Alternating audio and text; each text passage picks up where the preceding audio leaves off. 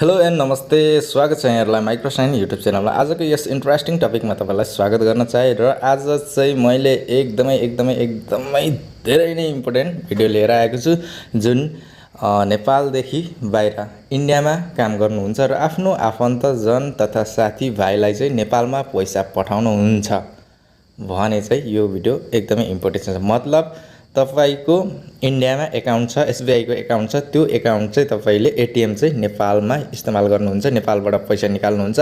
तर त्यस्तो केसमा तपाईले नेपालमा एटीएम चाहिँ इस्तेमाल गर्न सक्नु भएको छैन, पैसा निक्लिरहेको छैन नेपाल एसबीआई बाट भने चाहिँ यस्तो केस एकदमै धेरै मान्छे, धेरै साथीहरुको भइरहेको छ। त्यसकारणले गर्दा मैले यो भिडियो बनाउन गइरहेको छु र यो तपाईले एप्लाई गर्नुभयो तपाईले इजीसँग फन्ड चाहिँ नेपालमा निकाल्न सक्नुहुन्छ विथ एटीएम थ्रु है त। भन्नुको मतलब सरसरी भन्नुपर्दाखेरि तपाईको इन्डियन एटीएम, इन्डियन एसबीआई को एटीएम नेपाल एसबीआई बाट पैसा निकाल्दाखेरि चाहिँ आउँदै छैन, निक्लिँदै छैन पैसा भनेपछि तपाईले केही फिचरहरु छ, त्यो फिचरलाई केही सेटिङहरु छ, त्यो सेटिङलाई तपाईले अलिकति मिलाउनु पर्ने हुन्छ अनि तपाईले फन्ड ट्रान्सफर गर्न सक्नुहुन्छ। ओके, त्यसको लागि के गर्नुपर्छ त भन्दाखेरि तपाईले यो टपको लेफ्ट साइडको 3 लाइन छ, यसलाई ट्याप गर्दिने र तल लास्ट सेकेन्ड लास्टमा सर्भिस रिक्वेस्ट छ, यसलाई क्लिक गरिदिसकेपछि यस्तो इन्टरफेस खुलेर आउँछ। यहाँ धेरै फिचर छ, त्यसको बारेमा पनि कुनै दिन हामी चर्चा गर्ने छौं।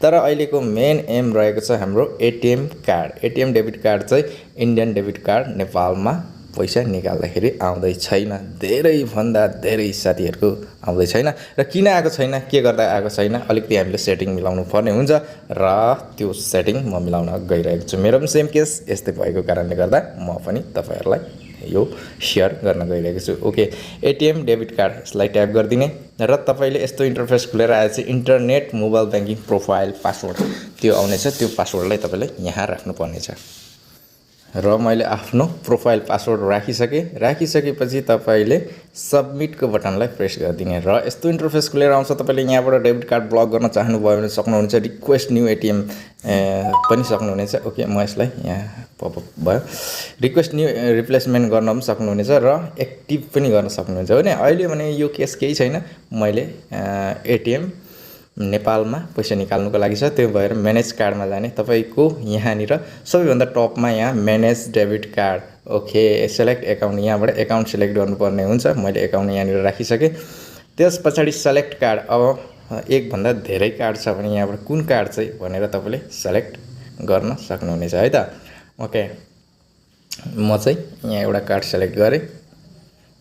ओके, त्यसपछि म्यानेज युजेस यहाँ जाने र अब तपाईले हेर्न सक्नुहुन्छ यहाँ ATM debit card transaction. Okay, यसलाई पीओएस ई कमर्स यो जरुरी छैन, डोमेस्टिक यो नेपाल इन्डियन भित्रको चलाउनको लागि यसलाई अन गर्ने अनै छ। इन्डियन भित्र चल्छ मेरो, तर किन चाहिँ चल्दै छैन त नेपालमा हैन। अब चाहिँ यहाँनिर तपाईले इन्टरनेशनल युजेज यो छ नि अप्सन, यसलाई अन गरिदिनु पर्छ। ओके, यति गरिसकेपछि अरु बाँकी फिचरको पनि छ। यो फिचरको तपाईले के हो त यदि जान्न चाहनुहुन्छ भने मलाई कमेन्ट गर्नु होला। ई कमर्स के हो, यो कन्ट्याक्टलेट, एनएफसी, बाँकी यो डोमेस्टिक तपाईलाई भनिहाले। अरु डेबिट कार्ड ट्रान्ज्याक्सन के हो, यिनीहरु पनि जानकारी चाहनुहुन्छ भने चाहिँ मलाई कमेन्ट गर्न सक्नुहुन्छ, म त्यहाँ पनि भिडियो बनाउने छु। ओके, यति गरिसकेपछि तपाईलाई नेक्स्ट को बटनलाई प्रेस गरिदिनु पर्ने हुन्छ र यहाँनिर तपाईको रजिस्टर मोबाइल नम्बरमा एउटा ओटीपी आउने छ र मेरो यसरी आइसकेको छ र यसरी मैले आफ्नो ओटीपी लाई राखिसके। यदि तपाईले आएन भने रिसेन्ट पनि गर्न सक्नुहुन्छ। मेरो ओटीपी आइसकेको छ र फिल पनि गरिसके र सबमिट को बटनलाई प्रेस गरिदिए।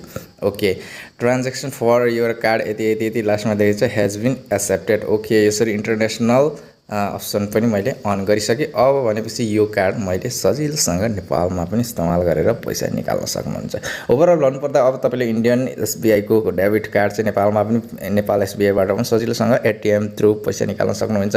यो समस्या धेरै नेपालीको थियो र मैले यो भिडियो बनाइदिए। यदि तपाईको पनि यस्तो समस्या छ भने डेफिनेटली यो सल्भ गर्न सक्नुहुन्छ। हस्तै यो इन्फर्मेटिभ भिडियो कस्तो लाग्यो, यदि मन पर्यो भने लाइक, शेयर अनि च्यानल सब्स्क्राइब गर्न नबिर्सनु। हस्त नमस्ते, जय नेपाल।